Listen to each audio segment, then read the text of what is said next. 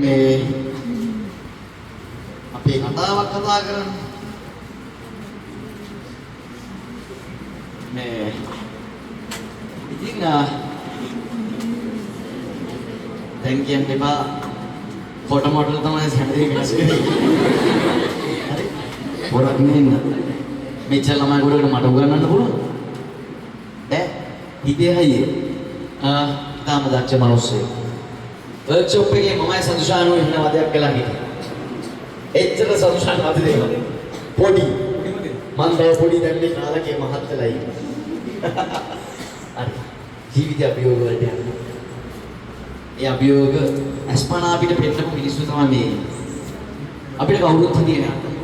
අපි ඩීඩී අම්මා තාත්තා කියලා දැන් මේකට ගාව ගන්න බෑ. ඒ වෙලාව හිටියේ මං විතරයි. මොකද මම පාඩම් කරේ නැත්නම් අම්මා කැම්පස් යන්නේ නේ? මම පාඩම් කරලා අම්මා කැම්පස් යනවද? යනවද? නෑ. තමන්ගේම තමන්ට ගහන්න පුළුවන්. ඔව්ද නැද්ද? රයිට්. කතා කරන්න ඕනේ. මුලින් සබබෝලේ නැති කරගන්න ඕනේ. එනවනේ සතුෂාන් ඔයාලගේ ඉස්සර පොඩි උනාට කතා කරන්න ගියා. සරණී ඒ කාලෙත් එහෙමයි. හැබැයි හරි ප්ලෑනින්. ලයිෆ් එකේ මම කැමති මිනිස්සෙක් තමයි. ඒ කාලේ ඉඳන් තිබ්බ මාස්ටර් ප්ලෑන් එක. ඒ ප්ලෑන් එක මම අද මෙතනට ආවේ ඇත්තටම මෙයාගේ. මට හරි සතුටුයි සෝෂා. ඇත්තටම. සුබමතු. අරමයි කියන්න නම් කිය.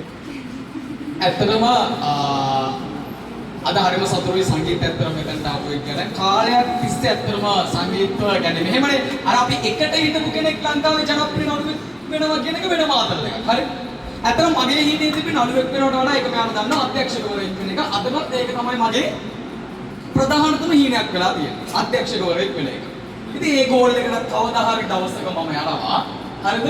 ඉතින් මාත් එක්ක හිටපු කෙනෙක් ලංකාවේ ජනප්‍රියම නළුවා කියන ලෙවල් එකට පැමිණීම ඒක මට මාර සතුටුයි මාර ආඩම්බරයි. සහ එයාද මෙතනට ඇවිල්ලා මාව විශ්වාස කරලා ආපු මගේ ළමයිට මෙහෙම කතා කරපු එක ඒක මට මාර ආඩම්බරයක් මාර ගෞරවයක්.